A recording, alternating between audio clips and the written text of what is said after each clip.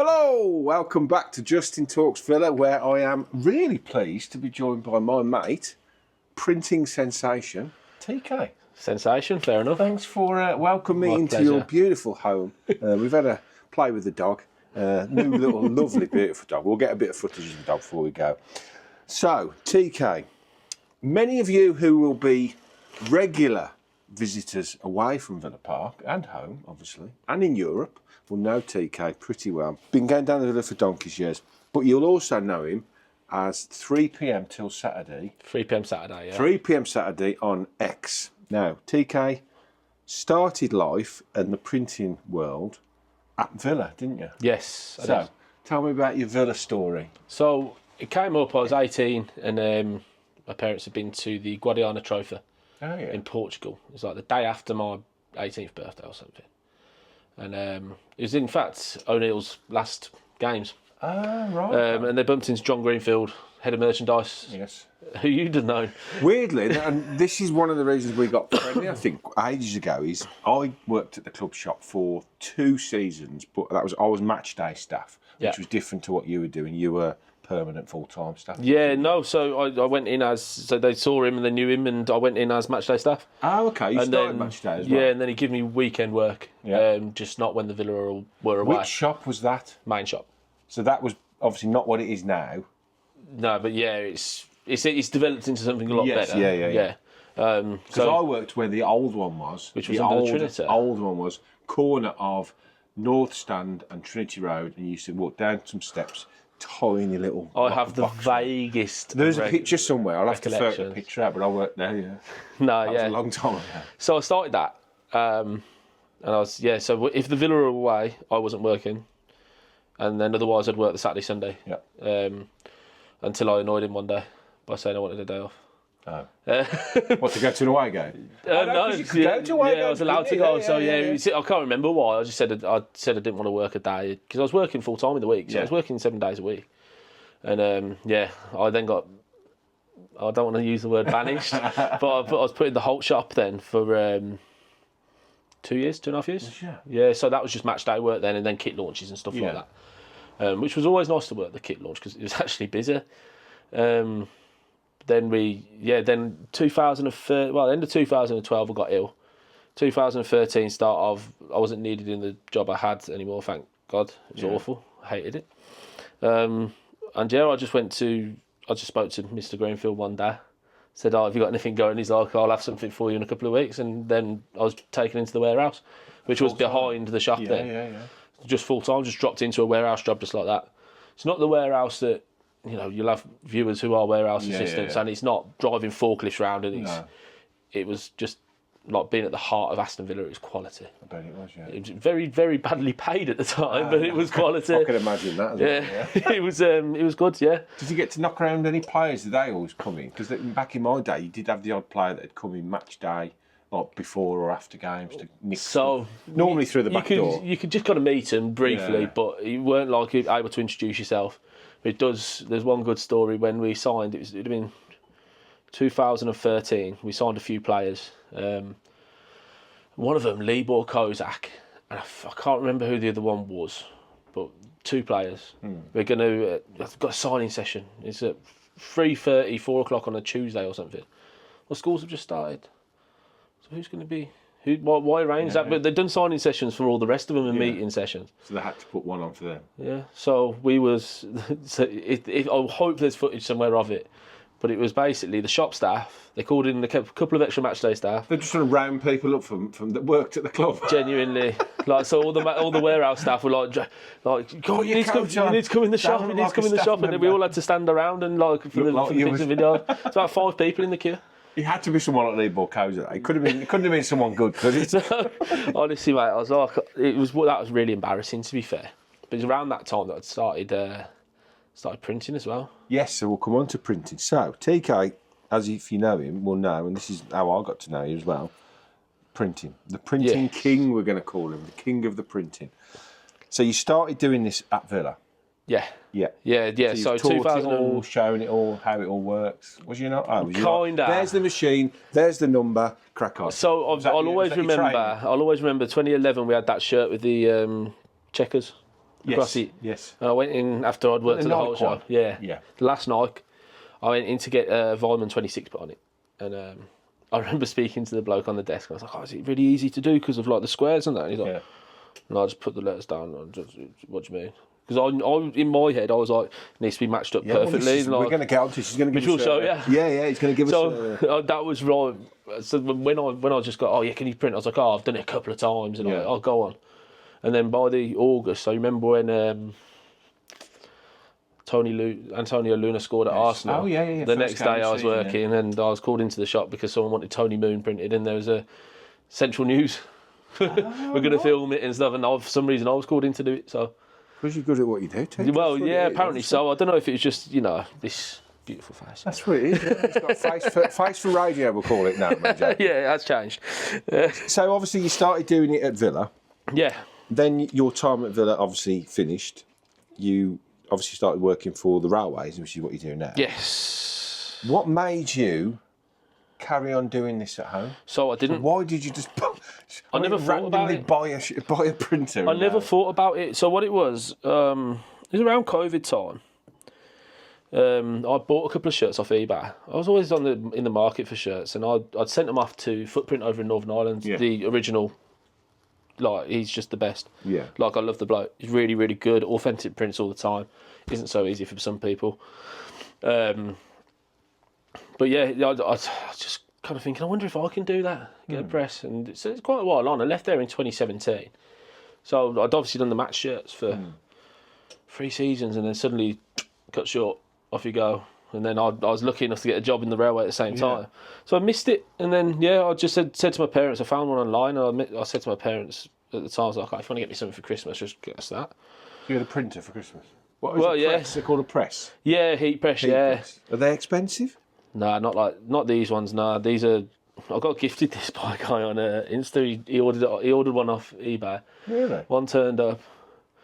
I can't remember what he said. I think like the plug was broken or something, and then another one turned up the next day, and they didn't ask for the one back. So he's like, "Oh, I'll send it over to you if you want." So, but the other one was too small. But they give it me in like the October, and then it was COVID lockdown again. Yeah. So I moved into my girlfriend's parents for 6 weeks or so, and while I was there, she was like, "Oh no, you should start it, do an Instagram page." And there, it was the perfect time to start doing it. Let's face it.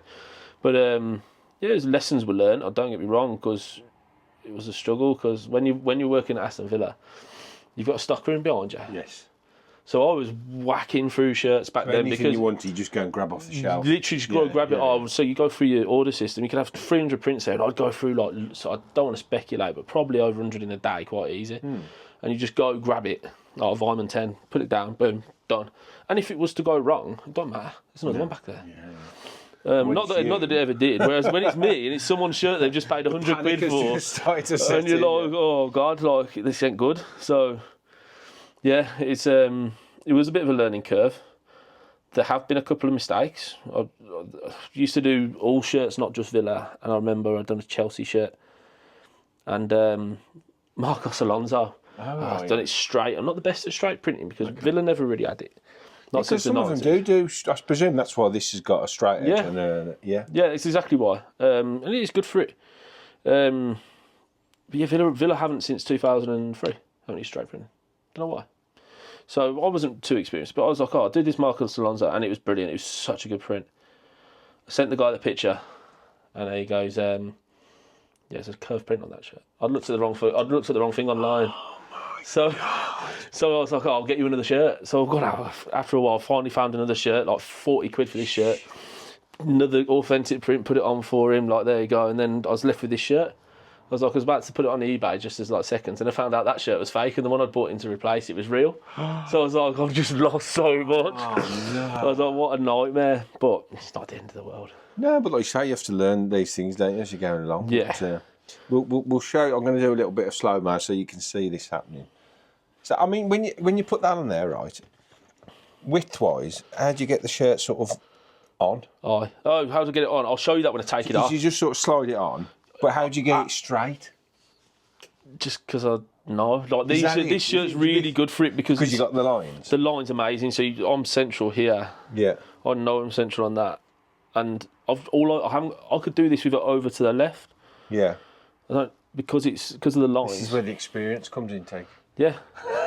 So he doesn't even worry, he just puts it on and does it. Bang. So this is genuinely perfect for it. So you see how the B just comes over the line there? Yes.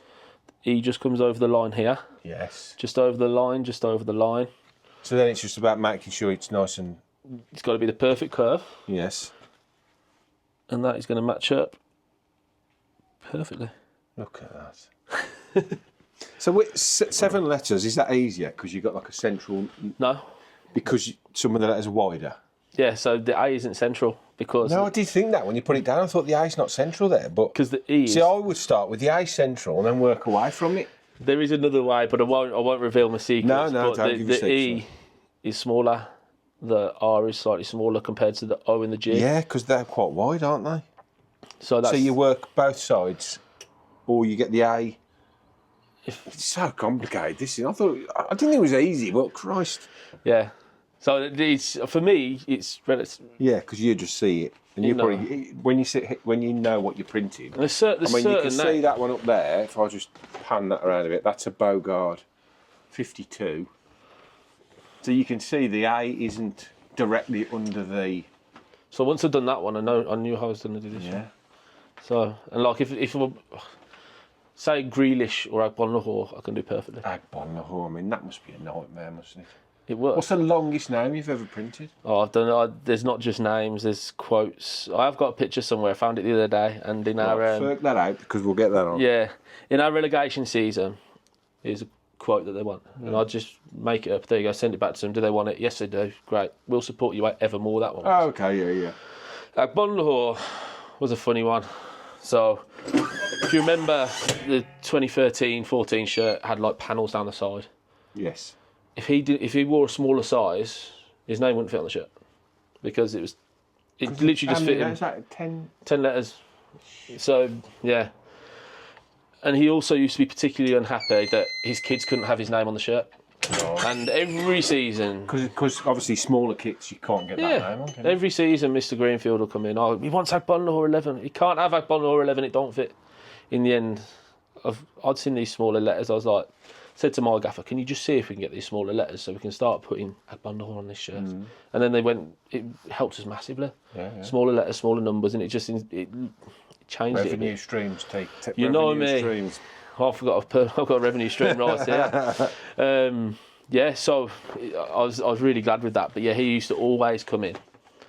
Like, he'd go into John, he wouldn't come into the warehouse, but he'd be like, oh, Agbonlahor, and he can't have it. He can't have it. So, guys, he's having me here. He's having me here. So, yeah. So, there is a longer one. So, I'm sure you remember Mr. Rushan Hepburn Murphy. Oh, my God, yes. So, he played at Sunderland away, his debut. The day before that, we're sitting having our lunch in the warehouse. And phone rings. I think I was in... No, my mate was in charge that day, but he said, I'll go get it. Ian Paul, kit man. Right, need medium shirts, medium shorts, away, home, away, 14-15, so they weren't any change shorts. Hepburn Murphy, 29. All right, okay. That sort of thing. Do you want to, yeah, with the dash as well, yeah. So I'll be there in half an hour. So you got half an hour. So he used to drive the van with the kit. Yes. Just basically ahead of the coach. Yes, to get there and set up. And set up nicely in the hotel for him. Pretty much as they were boarding, I believe, it's certainly the story I heard, was he's basically seen this lad get on the coach and say, Tim, nobody told me he's playing. Who's this? I haven't got kit for it. And he goes, oh, Hepburn Murphy. And he's had to go and, like, was it Sharon Barnes, was it? Yes. She'd have had to have said, oh, there you go, number registered. And then I had to do the 4 kits, out of 6 kits. So is that literally you have to go all the way down to the side and then go up, across and down? So, there was... It wasn't that season. If one shirt's rounded, you couldn't get away with doing another one like Hepburn. No, it wouldn't work. I mean, in the lower leagues, when you see where he's played in the past, he has 2 lines straight, Hepburn hyphen, then Murphy. That probably helps when it's straight. We weren't going to be doing that. No. So if the letters come down to about here. I was going to say they come halfway down the back of the shirt. And yeah, I'll have to try and find a picture of that and put that on. Yeah, and I've also, in my non-Villa printing days, I've done a Jan Vennegoor of Hesselink one as well. Yes. So I was going to Google it. I forgot to be honest. I ran out of time. The longest names in football. yeah, Jan Vennegoor. Jan Vennegoor of Hesselink. He's still Celtic. playing now. Is he? Yeah. He Has he changed his name? Just a van. That'd be better, honestly, you for think the printing so? guys.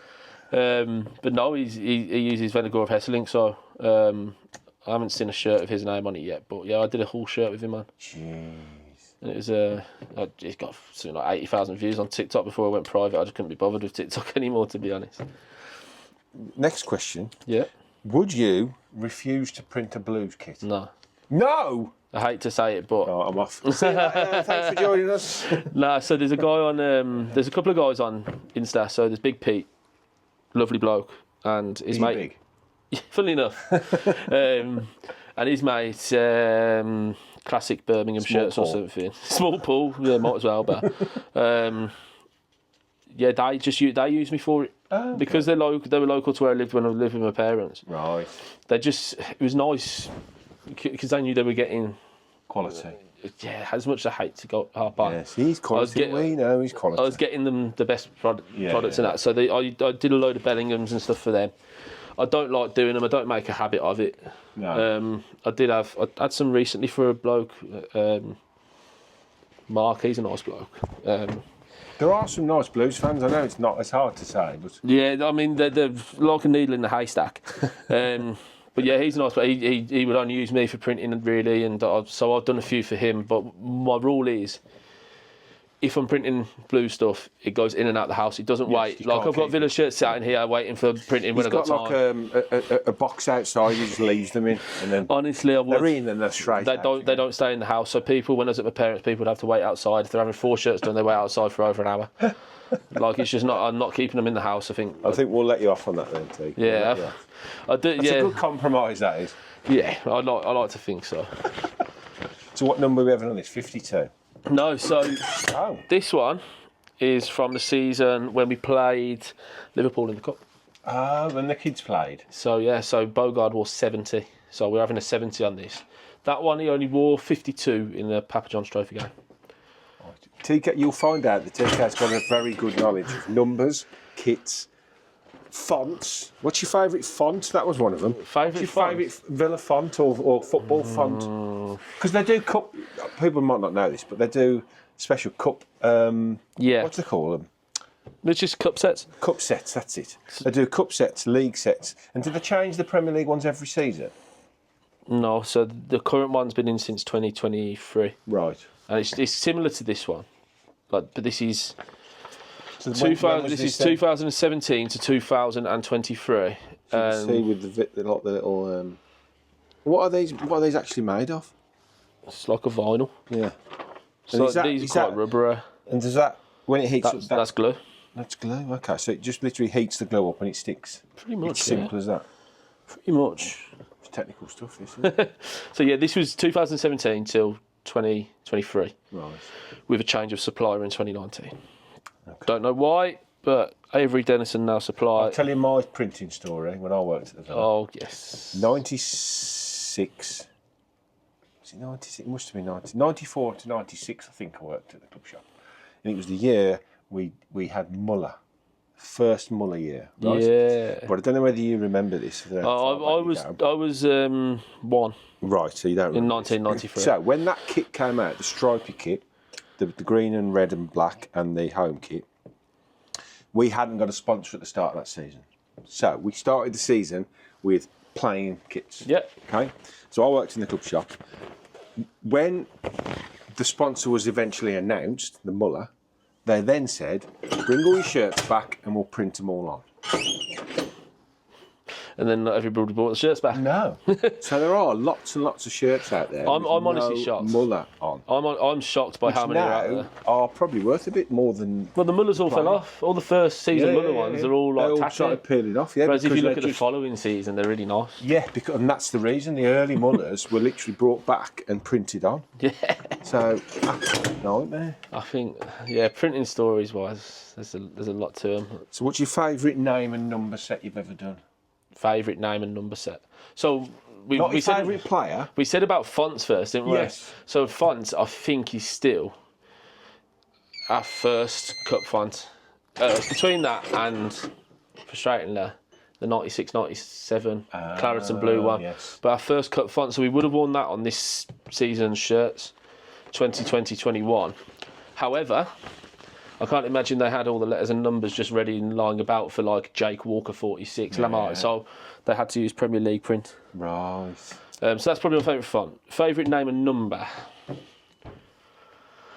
That's tough, man. How many God 5s have you done over the years? I haven't done any God 5s. I've done a lot of McGrath 5s.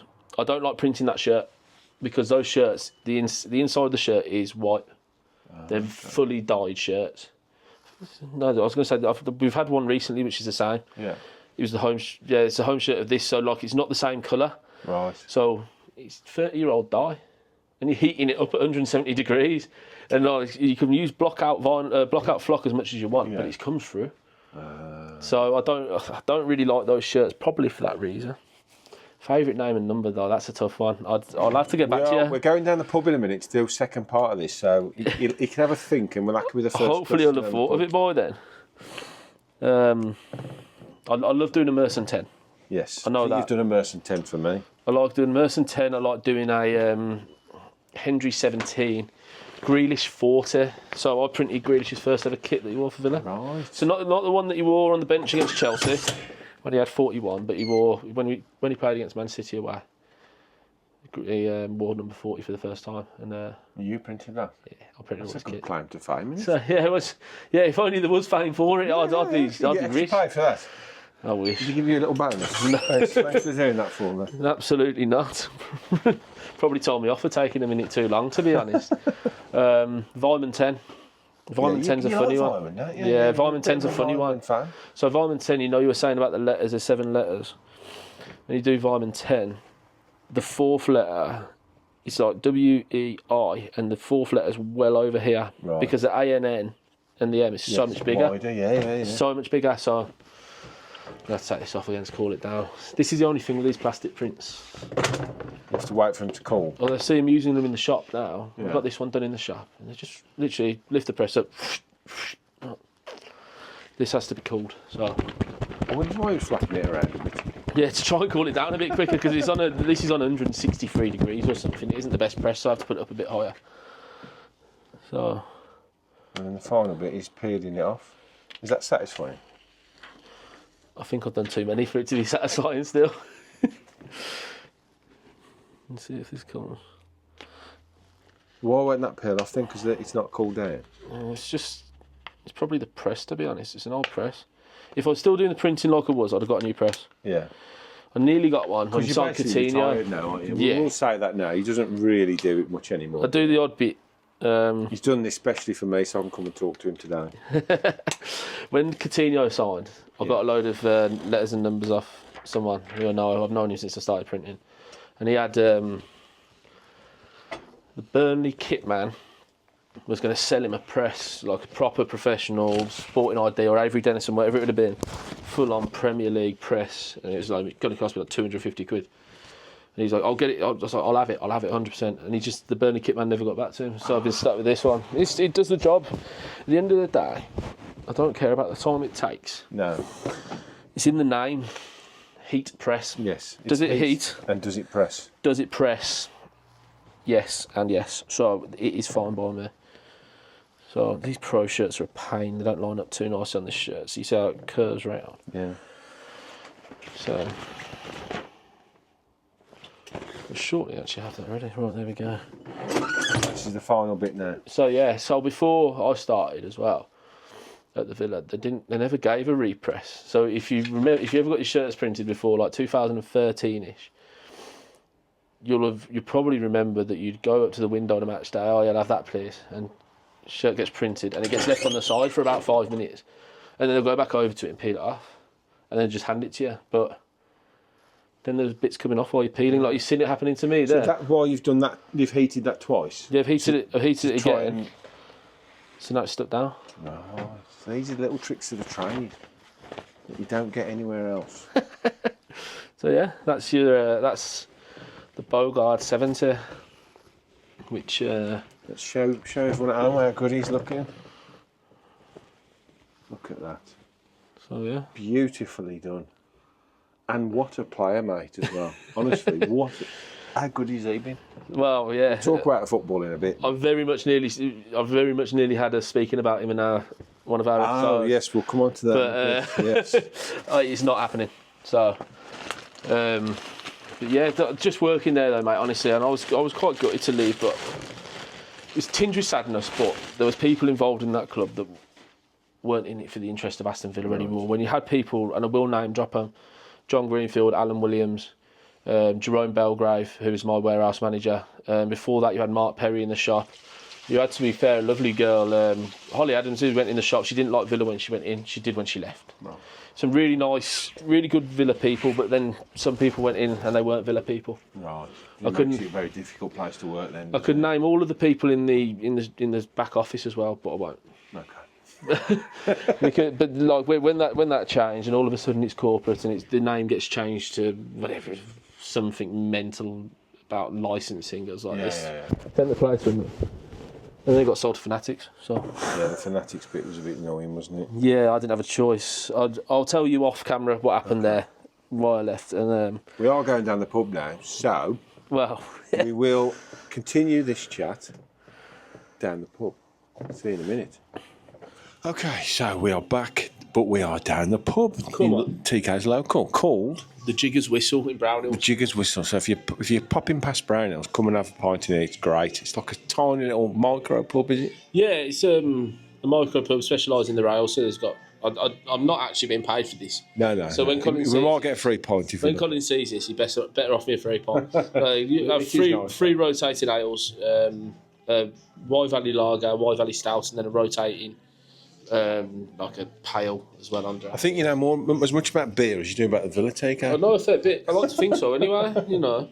Oh, and they've got 6 box ciders at a time as well. I really do want some of that pina colada one. I did see the pina colada cider in the fridge, and my missus will be definitely all over that if she come here. So I'll have to bring her down for a game of darts, which we've just had, which we'll put that in a minute.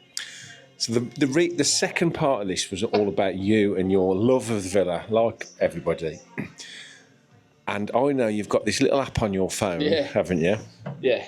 That tracks how many games you've been to, how many grounds you've been to, how many countries you've been to. Yeah. So how up to date is it? I think it's up to about a year ago. I'm not sure about the European games. I'll be able to tell when I have a look at it in a sec. So just give us the rundown of what it's saying. So my matches. This doesn't include does include England, does include Russia Olympic. Yes, I forgot about this because TK does go to international games. Not so much anymore. And Russia Olympic, which my future potential son-in-law plays left back for now. Yeah, there's also Blackpool games in there because my mate supports them. Right, okay. Just as you do. No, so I've got some. Randomly go anywhere. There's a few. Solihull. I also have a very good record in the Albion away end, but that's another story. Albion away. Yeah, so I've been in the Hull away end there when they've won, and the Swansea away end there when they've won. So, yeah. So, but it says here I've done 1,233 games. Jeez. I believe the last game that's recorded on here is Crystal Palace away when we lost 5-0. What a place to stop! So a place to stop. You need to update it. Yeah, there's little bits that need updating. So the grounds is going to be slightly off because I've done a few European games last season. How many grounds? Grounds, it says 111. That's pretty good going. What is the general? Is it 92 still? Do they still call it the 92? Yeah, do the 92. This is worldwide grounds. This is. So how many of the 92 have you done? Have you ever tracked that? To check. I believe it's about 75, 76. Right. Okay. So there's a couple that I've done with Blackpool. Yes. Just for the tick. So I went to a friendly Port Vale v Blackpool, the ones the Northampton. Did you get to the Barrow game with Villa? Yes, I was at that. Okay, yeah. so that was a good one to tick off, wasn't it? Because you ain't going to play Barrow every week, are you? Right, that was unbelievable, and sadly they've changed their away end now. So they had a seating end, which is still the same. Yeah. The standing bit was just a few steps. Right. No word of a lie, and there was a garden fence. And behind that garden fence, no, it wasn't a garden fence. It was one of the metal fences, but behind it was a garden shed. Right. And in the garden shed, they were serving beers out of it. And so you think of a garden shed, it's normal, isn't it? So it's a normal height, it's 6 foot tall usually, and then you've got your roof. It's exactly like that. They've got the hatch in the side of it. To order your beer, you've got to bend down like that. You know. To get it to pay? Yeah, to get your beers and pay. You're ordering a garden shed. And it was just a few steps. It was amazing, so we drew them, and I was working. I hadn't just started my job at that time, so I couldn't really use annual leave. So I was working on the Wednesday morning, early, but I didn't want to not see Barrow, so I went up on the Monday night for the Tuesday game. Right. Mate, it was unbelievable. I went to go to Millom. It's a place nearby. I thought, I've heard of that. I'll go. It's Millom. on the west coast, isn't it? Right, really far up, isn't it? On the west coast. So I got the train up. Yeah. I got a pint in Preston, pint in Lancaster. Obviously. And then I checked into my hotel, the Weatherspoons Hotel. Obviously. Weatherspoons do hotels? Yeah, do you not know? Oh, mate, you just opened up a whole new... So I'd always stick to my Premier Inns, to be fair. If you're ever in Barrow in Furness, it was great. And then I thought, I'll go get this train to Millom, because I've heard of it. I'll go there. There was one pub open. And I think there's 5 pubs there, and 4 of them were closed on a Monday. And I didn't have any plugs, and my phone was dying. I had to go back to Barrow, and I found a pub. It's amazingly called the Albion. It was £2.30 a pint of Strongbow in there. Oh my God. That's the only reason I went in was because outside it said £2.30 a pint on Strongbow and say Carlin. I was a cider drinker at the time, so I had 8 pints of cider in there. It was jukebox night, and it was incredible. But so back to footballogy. Yeah. So according to this, I've done Villa Park 601 times. Right. I used to work there. I mean, you know, Stamford Bridge 28. That'll be 29 now. Goodison 25, that'll be 26 now, plus the tour. Old Trafford 25, Anfield 21, Bolland Ground 20, so I went to Upton Park 20. Etihad 19, St James's 19, White Hart Lane 19. Yeah, so you get the idea. TK is a staunch follower of Villa all around the country. And again, our sort of stories are very similar. They're working at the Villa bit. But I did what you do now, back in the late 80s, early 90s, when we used to go. Yeah, you probably packed it in when you were a bit younger, though. Yeah, well, yeah. Well, unfortunately, as maybe at some point you'll find out when you get your kids. Your house is there now, your dog's there now.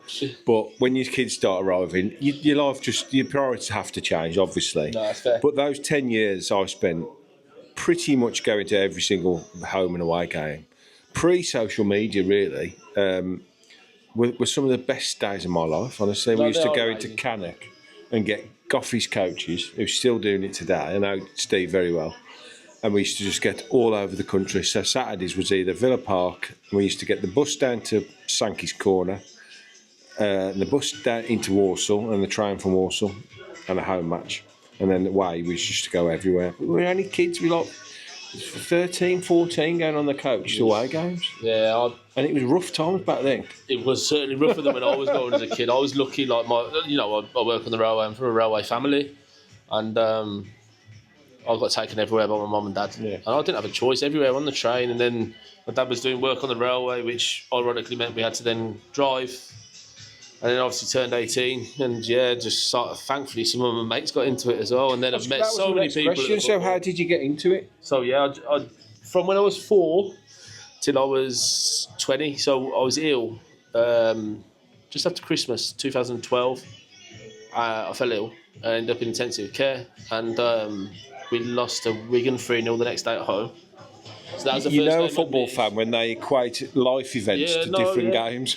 Yeah, so that was like the 29th. So 27th, it'd been like the 29th of the game. Lost 3-0 at home to Wigan, and then that happened, and then then I got out on New Year's Day. They told me on New Year's Eve I was going to get out on New Year's Day, and my parents were going to be stopping in Swansea for Swansea away New Year's Day. My mates were going down on New Year's Eve. 2 of my mates were going down with Goffey to have a night out in Swansea on New Year's, and then sadly they had to leave me behind. My parents said, "Oh no, we'll sack off our hotel in Swansea so we can pick you up from the hospital and take you to Swansea away." Wow! I didn't go because I'd missed a home game. Yeah, I thought it was only right to miss an away game as well. I think Agbonlahor and Vyman scored in a 2-2 draw. I remember that game. Yeah, but I know Vyman scored because this was before you could. Internet wasn't as good. Yeah. You couldn't find every game. Still isn't it, Villa now? Yeah, you couldn't find every game. So I remember, but it was because it wasn't a Saturday. It was showing the goals after they went in on Sky Sports News. Right, so I went to my brother's and had to watch it there because my mum and dad were at Swansea. So is that where you got the bug then? Yeah. So you started going regular then? I only got the bug. Probably about 2005. It was probably the team with Milan Barros, Yes. Luke Moore, Yeah. Lee Hendry, Steve Davis, Yeah. Liam Ridgewell. I think, do you know, the night it might have been, we drew 3-3 at Fulham in December 2005, and Liam Ridgewell scored 2. And I remember being in this away and it'd been freezing cold outside the Eight Bells pub, a regular away game. Yeah. They'll know that pub. And I'll always remember Liam Ridgewell running across. He just had his little boy who was, I believe, this is bad, I think the kid's called Luca. And running across the away, and I think that was when I caught the bug. If I had to pinpoint a time, That was like when it just sparked. when you so many experiences just and like from coming back from Charlton away in December 1998, the wires came down the train. Get back home about 4:30 in the morning. Still had to go to school in the morning for a carol concert. There's so many times, but I think that was. I reckon that season was the one where it went. Yeah, I love it. So it became. That was my next question. So when did it become an obsession? Because Villa is an obsession. Probably the day I was born. If I'm honest. Because you had no choice. Well, no, With your dad, obviously. And... so again, everything you're going to ask me is going to be a story. Yeah. So I was. That's why you're on. I was very overdue as a baby. If you're not going to speak, we're in trouble. I was very overdue as a baby. I believe 2 weeks, and C-section and lot. Right. And just in that period of time between the due date and my birth, Villa played away at Bournemouth in a friendly. And my mother asked if she can be released from hospital to go to said friendly. Really? My mum and dad went to a friendly at Bournemouth away when I was over 9 months there. Nearly ready to come out? Yeah, and there was only one train back, and my dad made my mum run to the station to get it. So, yeah. See, I knew all about your obsession with Villa, and I knew your dad was a big Villa fan. Oh, no, they are. But I didn't know your mum was like that as well. No, like... So it's no surprise you've ended up like you have. It was a given, yeah. It was just going to happen. Like, my brother's a big Villa fan. So conceivably, you could have been born at Bournemouth away. Imagine that. You could have put Bournemouth down as another visit on your it could have been particularly awkward when you're having to fill out forms. All through your life, place of birth. Yeah, place of birth, Bournemouth. Away end. Didn't go to Bournemouth for God knows how long. Imagine that. Oh yeah, Bournemouth away end. Yeah, place of birth, Bournemouth. I'm not a southerner. What would you say your favourite away ground is? Oh mate, so it's. You've got to say one as well. So you can name a few. But you've got to nail one. So it's changed. Oh, okay. It had no choice but to change this year. So Goodison Park was. Oh, okay. So we had about 3 last visits there. Yes, because they kept putting it back to which I mean was brilliant. And good stadium, start of this year, me and my mate Biggie, we went up and had a little night on the tiles after and stuff. And we had a decent pub crawl around Liverpool to celebrate the last time of Goodison. And I honestly, I love that place, and I'm so glad they're keeping the women's games there. It is a nice thing, that it's not going to be demolished. To the like point Highbury, where I really hope I can get in there again. Yeah. But as my dad's birthday present this year, we went to Goodison Park.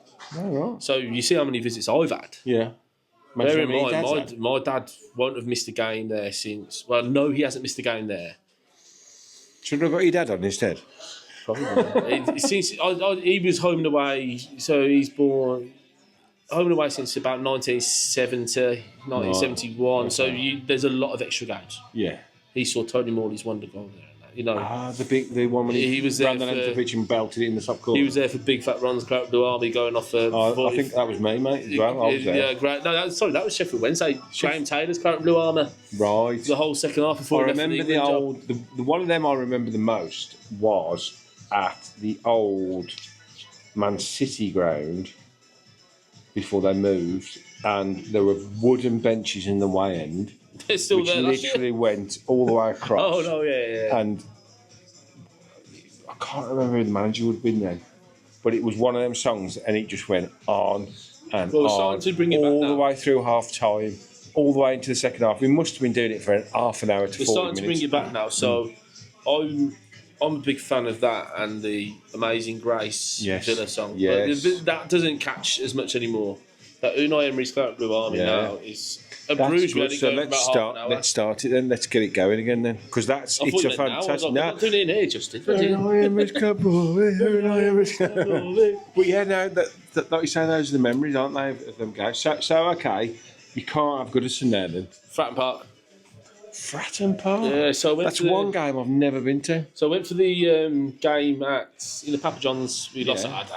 We got battered 5-0 there. Funnily enough, there's a relation over here to that game, a very similar relation. Yes. But yeah, we'll talk about that in a bit. But yeah, I drove down to Portsmouth to go to that game because So this is the Papa John's where the under-21s play. so I've done a few of those games, but that one I was like, Obviously. I have to. So there's further reasoning behind why I went to Portsmouth and wanted to go. But yeah, Fratton Park. Wow. I need to go to Fratton Park then, because I've never been to Fratton Park. Oh, It's mate, one it's game I've amazing. never been to. It's amazing. Can you pinpoint one game that you, if I could say to you now, you can go back and experience that game The again? The game. So not the whole day in trip. The game. The 90 Everton minutes. to Villa 3. Was that the Ashley 2008, Young? Ashley Young. Yeah, it's that. And I can give you a top 3. Yep, we'll have top 3. AZ Alkmaar away 4-1. Fuck, it might be a top 4. Sorry, it might be a top 4. 4. Okay, fourth place. We'll go with 4. Fourth place would have to be Feyenoord the other week. Really? Feyenoord is amazing. Yeah, he did look pretty good, to be fair. I cannot say enough. I do not resonate with that team of 1982 because I wasn't born and I've grown up with my own teams. I haven't won anything, admittedly. Absolutely, yeah. I think that's fair, to be fair. I mean, we can look back and we I can don't appreciate resonate like it. everyone else. I Yes. appreciate it. And being in that ground, you could sense how special it was to other people. Yes. And it was special, and we played Amazing. brilliant. We were That so was the good. spark for this season. Yeah, I it was. think. Yeah, I think that's what genuinely, started I us can't off, yeah. disagree. So I'll go with that in fourth. I'd have to go with Litex Lovech away in 2008. And no, I'll tell you. This for is what. nothing to do with the beer, is it? No, so I'll tell you what. It's This just one. football. This probably has to be to do with the ground experience. So it's not about the day. Right. But it was my first competitive European away. We won 3-1. I was sat under a tree with my dad and took my first ever selfie, basically. You know, and we won 3-1. Was that your little phone? It was on one of these. Yeah, because he's only got this phone, you know what I mean? I'm surprised you got the app on it, to be honest, that footballogy. Forgot about that. Yeah. What do you want to pop myself for? So it was number two. then AZ Alkmaar, I think. Would be I'd number go two. that, yeah. Because that was amazing. Like, that was another one of those where we just sung for 90 minutes. Yeah. And you cannot beat it. That was the debut of the Oh What a Night song. Yes. Because there's no chance you were getting away with singing that in Poland. So it was good to have that. Yeah. But yeah, that Ashley Young winner at Everton, I mean, I was 16 and that was my first proper game on the... Because to go from the lowest of the low, having them equalise so late, Yeah, exactly. and then you think, oh, we've bucketed this up. But It's literally it's an from amazing memory kick-off. for everyone. Yeah. But for me, it was my first, as I just said, I drank at games before, but not like that. But that was 16-year-old going to that, first down the beers, 4:30 Sunday kickoff, whatever it was. And you're on the train back with your cans just lined up and you're like, oh, what a life. And you've got that memory and that you're just happy. You're just happy, aren't you? So that You can't explain it to non-football fans what about happened that with feeling, Lescott can you? that day? Lescott scored. Yeah. He did his silly throwing the shirt Yeah. thing. Oh, I could have stories about it. No, he did that silly throwing the shirt thing, and then we went to the other end and scored. And I was in the upper tier, so I can't say for sure. But I You reckon ended up in the lower tier. no, not quite. I reckon half of that away end had left between the two goals. I wouldn't be surprised. And by the time Ashley Young got down to and was celebrating in front of us, which isn't documented because they show ran the whole length of the pitch, Youngie didn't he? doing that and Larson's behind him. Somehow they both do that at the same time. Yeah. And then they show Friedel do it going mad. Yeah. They don't show the actual celebrations. The TV cameras are always that side of Goodison. But he did run the whole length of the Yeah, pitch, run the whole didn't he? length. And Because they were trying to catch him, weren't they? by They the couldn't catch him. by the time those celebrations, Gareth Barry had to stop. Yeah, that was it. But by the was time knackered. those celebrations finished, I reckon that away end was basically full again. People were running back in left, right, and centre. It was carnage in there. People pouring up the stairways. I've never seen it. Mate, I can't tell you how much I hate leaving any game early. I just cannot do it. When I was going with the wife and the kids, right, we went for about 4 years. We had a family set of tickets. And they were never as passionate as me. They like going, they love the atmosphere. If we won, it was great. And when we were losing especially, I'd say, right, they'd be like, come on, let's go. And I said, we cannot go. I don't rate it. Cannot go. I understand if it's like my mate who I sit by, he lives in Leeds and he drives down for every game. So I understand he's got 2 young kids. He does leave early because he likes to beat the traffic because he likes to get back a bit early for the kids because they got school the next day. I understand that. There is mitigating. But if you've got no reason to leave, I don't understand why you leave. Especially, and when you have games like that, and like the one when we came back from 3 down with... I can't lie, I was in the Aston Social, so all 3 goals. And I've had enough. I felt that was redemption for people, for the people that stay when they shouldn't be staying. That was an interesting time in my life. I met a lot of new people, and we decided we were going to leave. And we were in the Aston Social when the first goal went in, and that place. Do you see the limbs that were on the TV? I bet it was. Yeah, the limbs in that place were. I think the beer's still dripping off the ceiling now. Jeez. It was carnage. But again, you've still experienced the high, haven't you? Yeah, I think I was lucky that it wasn't, you wasn't walking back to your car miserably on the train, and looking at your phone 20 minutes later. That's my phone, I've got no internet, trying to connect to WAP. It'd be nonsense, but I forgot about like, the fact was you'd had your phone and you got into the booze and you seen it and the high was there. The last time I can remember deliberately leaving early was Crawley away in the Papa John's. Right. Because I think we'll let you off in the Papa John's, mate. So I had to get the ground in. Right, okay. That's a good reason to it's a good way of getting in lower league grounds. Couldn't do like an Orient the other night, it was annoying. But Crawley, to get the last train back from Marylebone, you had to leave at half time at Crawley to go and get a train back from Crawley into London, and then there's a connection across London. As it went, there was plenty of time, but left at half time for that. That's fair enough. I was supposed to leave Brighton in about the 55th minute last season, but my mum, for whatever reason, wasn't at that game, so my dad got me a place on his coach, so I got to stay till the end, and we won like 3-0. So good old dad. Always gets you out the old, doesn't he? He certainly does. He's one hell of a man. He is, yeah. He's a great guy. So, worst game you've been to? Away? Yeah. I think it's... The whole experience. I think it's ground. I think it's worst ground. It all comes down to the day when you're saying the worst. Yes. I mean, like we lost 8-1 at Chelsea. I was with my mum and dad that day, and we had a great day. We proper little, booze up. We've had some horrible times. Weirdly though, do you not find that when you're getting absolutely mullered in a game, sometimes that away end turns into better experiences? It can, but if you remember those days. I think if it's a one-off hammering, that's fine. But when you're being repeatedly days, sort of like 2007 through 2016, I think people struggle to remember how easy it was to get an away ticket.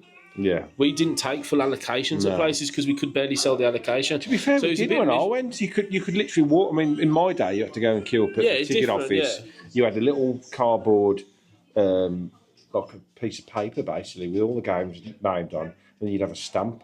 That was your that's how you did it. It was a bit miserable, to be honest, some of them. So I struggle because every away game is its own experience. Yes. I don't, like, if I subject it down to just European ones, I haven't had a bad one. Olympiacos was one of my favourite trips ever. Yeah. And we lost and went out. To be fair, my trip to Monaco last year was fantastic. I tell you, easy. We lost when you look at it. Terrible. I don't like mentioning the team in question, but the 16th of September 2002. There we go. That day. Yeah. That Google it. On that day, going to the game before, and I was at school, it was a Monday. All the people at school supported Manchester United. The next day they supported someone else, and that was what made it the worst. Yeah. Easily. Terrible. Horrible. I think this could be the longest question ever. No, I've just seen it. What is the best away pub? So, can I tell you mine? Go on. The Springbok. QPR. Yes, I knew he'd know it. Do you know why that's my favourite away pub? Go on. Because when I was a kid and I was too young to go in the pub, we went down to QPR. I think it was the last game of the season. Yes. And we was in this. Like, it's if you know that area, you got the Springbok on the corner and you got some shops, like a little row of shops just in the corner.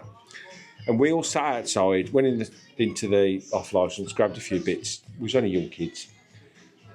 And after about 20 minutes, all of a sudden, this chair came through the window of the Springbok, and we all turned around and went, "Oh, okay, that's happening." But for some reason, that pub always just sticks in my brain. Away pub is hard. It honestly is.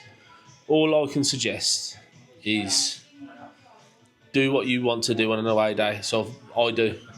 And I find pubs that I know that are going to be welcoming. Yeah. And where I'm going to be able to walk to the bar and get a pint in a glass.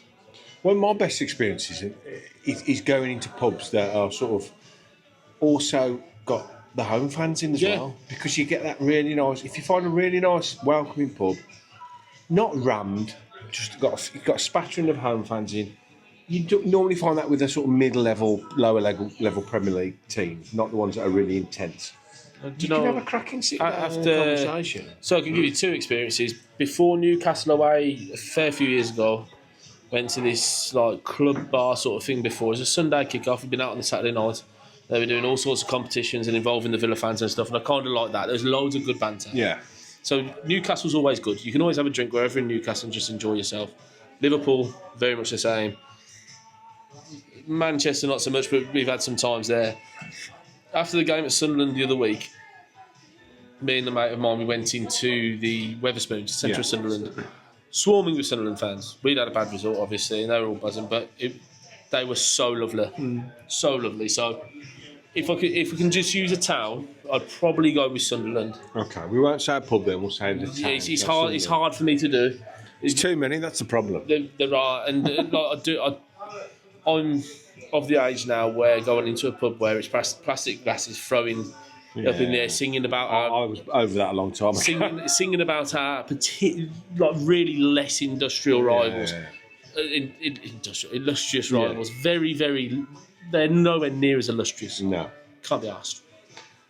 Yes, I agree. Absolutely. Right. What is your philosophy on why, and is it as simple as beer, away fans are always louder than home fans? And I people always say, oh, the atmosphere's not as good. It's just because, and they'll say, the away fans always sing more. Is it just because of the beer? No.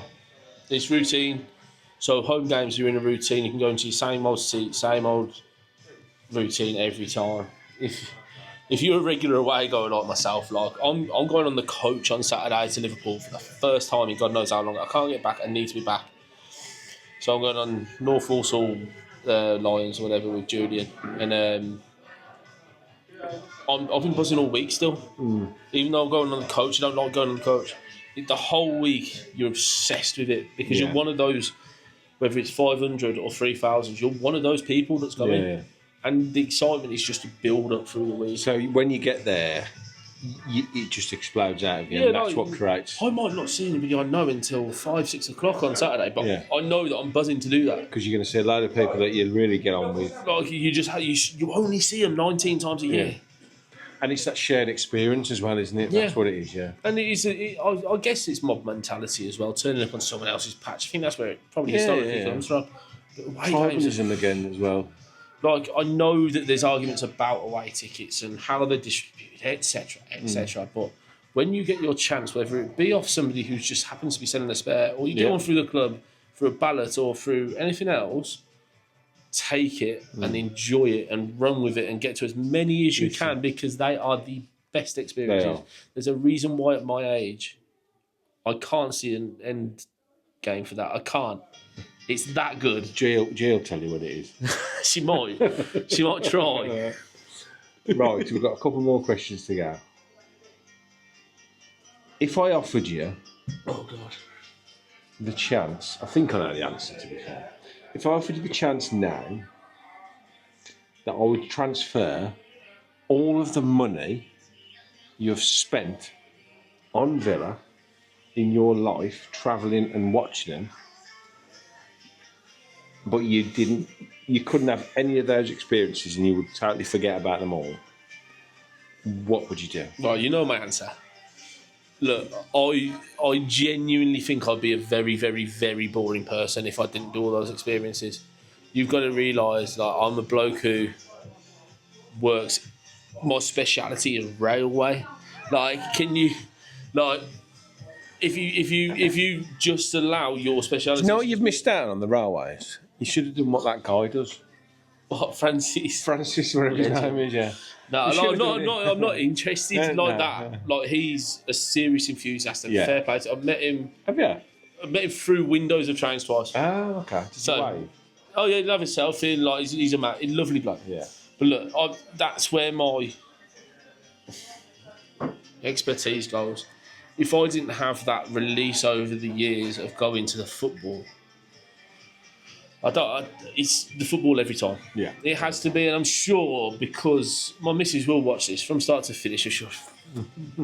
But I met her working for the Villa. Yeah. So if I didn't go to the Villa, then I hope she understands. Well, that leads me on nicely to my last question, I think. You've always reminded me of when I was going back in the day, 80s and 90s, home and away. How important is it to have a very lovely and forgiving, patient other half? No, it's very, and it's hugely, and basically since we got back into Europe. So before we got back into Europe, I was dabbling in England. Yes. So like a Wednesday night home game against Ivory Coast. Yeah, I'll go to that. Italy away, done the Nations League in Portugal, stuff like that. And you know, I genuinely hated the experience of doing it, but I needed that at that time. Then I got into Europe, knocked England on the head, and I said, look, I'm going to be travelling as much as I can. And I missed Zrinjski Mostar, which is, I'm so sad I missed. Monaco, missed, and I missed Go Ahead Eagles the other day because it was my first week in a new job. I've done the rest, and I said to her when it was starting to develop into, we are actually going to be good in these competitions, and I hope I've translated it to her, like in realism. This is your chance now. Jay, you're listening. I hope I've translated it properly in that I'm not going to spend ridiculous money on that and make her suffer from not being able to spend on her. So we've gone away to quite a few places as a result because of me being more travelled. So what you're saying, TK, is you've promised on this video that every penny you spend on Villa, you will equally spend on G. I'll spend more on G. Hey, right. Literally, look. Next time I see her, I'll ask her. If I can go to FC Basel, I'll tell you the figures after this video. I know the figures that it's going to cost me to go to FC Basel away in December. Oh, okay. And people are going to be watching this video. Why is he going to be paying 200 quid for the flights? No. Nah. I'll keep it cheap on the way. Yeah. And then I'll spend better on G. That's the way I find it anyway. That's certainly how I see it. That's a good Hopefully she does. Look, at the end of the day, I can't justify going everywhere all the time and her missing out. And she's come with me, like in the early days, she'd come with me to some of the games. She'd come with me to Bolton away before we were even officially going out, and had a lash up with the boys, bless her. You know. Isn't it? That's when you know you've got to keep her there, isn't it? She's come to a few of the aways, and hopefully she continues to do so. Obviously now we've got a dog, maybe not so much, but I've always said to her as well, if she wants a ticket for an away, I'm sure I might be able to hunt one down. I'm sure from official channels only. Oh, of course, because of course, yeah. You know that there is the no only way. other way of getting one. No, there isn't. Of course, but yeah. Hello. No, but like, I'll take her anywhere. And like we looked at, so her birthday. So I'm not going to go to Fenerbahce. Sorry, Villa, if you are watching. That'll be the second European game this season. Strike him off the list. Fenerbahce. I was dreading going, but if it was the first away game, I definitely would have gone. Second, I wasn't sure because don't know about the job. Yeah. But that lands on her birthday, and I've kept that sacred now. And I was glad because I didn't do Monaco last season. It was her birthday. I learnt my lesson when I suggested I might go to Southampton away once.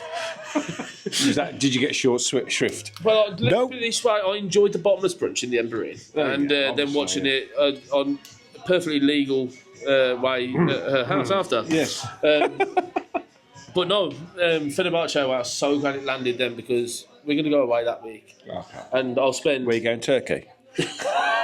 No, because she doesn't know yet. If that was Basel, we might have done that together. Okay. Because the trip I'm doing is a brilliant trip. Right. Well, you'll have to tell me after. Yeah. To be fair, mate, Look, I'm in a very similar boat to you. I started seeing. I've been with my missus since I was 16, so a long time. But she knew I was into football from day one, so she sort of accepted it. And there's been times when she hasn't accepted it that well, which is fair enough. But I think she's always allowed me that freedom to go and enjoy it. Honestly, obviously, me and G met at the Villa, and she knows. She might get annoyed sometimes, which is fair enough. But she's good as gold. And I'll go wherever I want to these games, and I'll just get on with it. Yeah. And every single time as well, every single time in Europe, and I hope G remembers every single one, but she gets a gift. Ooh. So, well, you have to tell me what that is after. The last time was pesto cheese. Probably you really push the boat out, don't you, mate? You know how to. She does well. You know how to wine and dine them, don't you? Right. So that's it for this episode. I just wanted to finish by thanking this man here, because he's been an absolute diamond to me. He's been a really good mate. I've enjoyed every time. I've enjoyed getting to know him over these last few years. He's helped me out no end with loads of stuff. I think we've got a pretty good friendship. Yeah. And there's been times when I've been under the cosh, and I know there's always somebody I can turn to, and he's always been on the end of the phone, messaging, whatever. So I just want to thank you, TK, for your friendship. Mate, it's honestly, a pleasure. An ongoing friendship for years to come. Yes. And look, we've had I've told you when I've disagreed with certain things. 100%. But that's a sign of a good friendship. We can always respect your view, because your views are what they are. Yeah. There's no need for it to be divisive. No. Like certain apps can be. Yes. When certain people do certain things. Yes. And we won't go into details, but we know what we're talking about. Yeah. There's no point in being like that and getting upset over other people's views. Yes. I mean, okay, the last election campaign, I was getting very upset about certain people. Let's not talk about politics. We get away from that. But yeah, no, it's been amazing knowing you. So, and I'm so glad we finally done an episode together. And hopefully, we won't be the last as well. I'm sure we'll find another one soon. We will. Thanks all. Like, subscribe. And up the Villa. And up the Villa.